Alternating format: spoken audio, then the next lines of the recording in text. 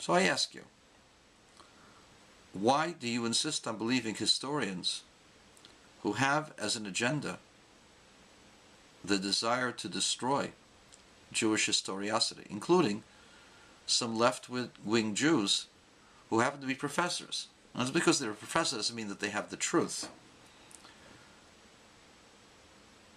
Why would you believe them?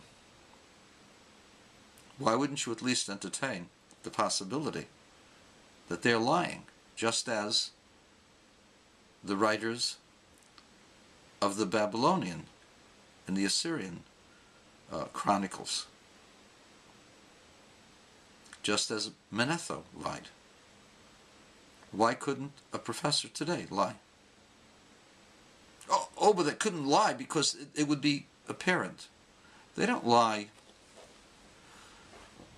straight up. What they do is they give their opinions that what is found isn't really what you think it is.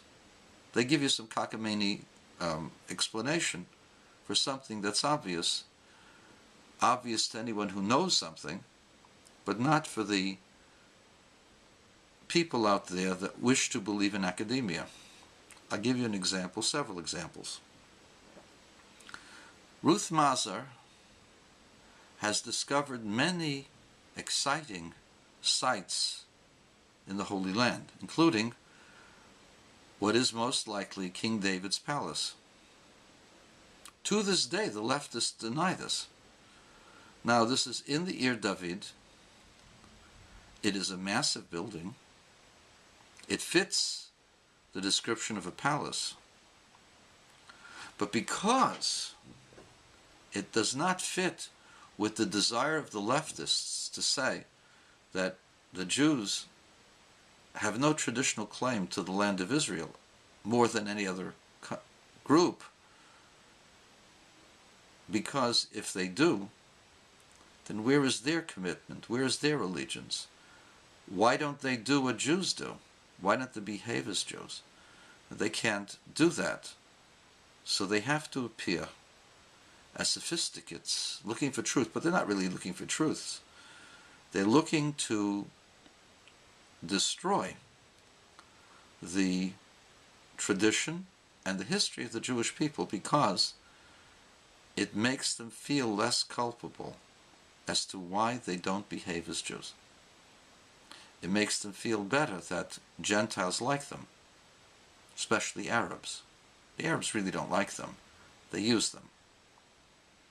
Finkelstein and his cohorts minimize everything, and Mazar keeps finding buildings.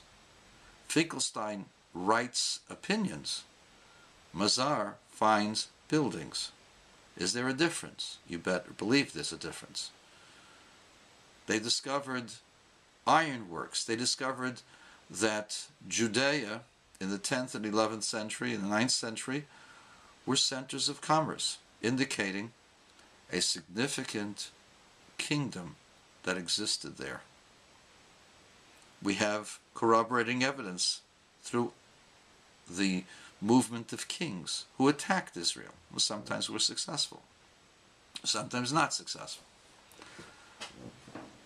But there's corroborating evidence if you look for it. Mazar has found one site after another. So what do these minimalists do? They deny the significance of the site. Same thing is true with the altar on Mount Eval. That was discovered by Adam Sertel about 24 years ago. What do the minimalists do? They deny what is obvious to anyone who knows anything about the sacrifice process. Through questions that are just superficial, they create a mask of pseudo-scientific or intellectual skepticism toward this perhaps greatest find of the 20th century. The altar on Mount Ebal shows clearly the place of the birth of the Jewish people as they enter, people of Israel as they enter the Holy Land. And so, for all you skeptics out there, is there archaeological evidence for the Torah? You better believe it. And our scriptures are far more accurate and far better as transmissions of a true tradition than anything else in the ancient world. The idea that traditions were oral before they were written down has no basis with regarding to the Torah. Torah and the subsequent books were written as accurately as possible, so much so that every letter was counted. And even where the letters are questionable, they put the questionable letters in there, and so as not to change the text. So who do you believe?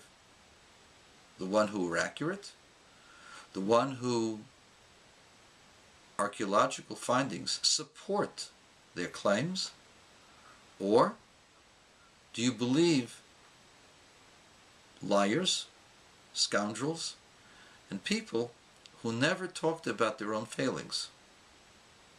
Why do the Egyptians not mention the Israelites in their great temples?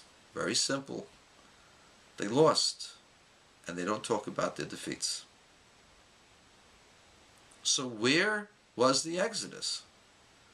Where did they go across the Sea of Reeds? Where is Mount Sinai? Well, the prevailing opinion is quite remarkable. The Sea of Reeds is what is commonly known as the Red Sea or the Gulf of Aqaba. And there's a portion in the north part of the Gulf of Aqaba where there is a land bridge that can easily have been the place where the Israelites go across. And in fact, they discovered two incredible monuments, a very semi-precious stone, about 15 to 20 feet tall, on both sides of the sea, one on the Egyptian side and one on the Arabian Peninsula side. Why were they there? What? There's no temple there. There's no worship there. What are those markers there? It's like there's this incredible marker that was put at that particular point. And the answer is, that's what is called Ma'abros Yamsuf. That's where the people of Israel went across. Because you see, according to Jewish law, if you see a place where there was a miracle that took place to our people, we have to say a special blessing. Blessed are you, God, who's made miracles for our ancestors in this place. And so, this is where people would go to say a blessing. And there were markers there. These markers were placed over 2,500 years ago, so that people would know and not forget.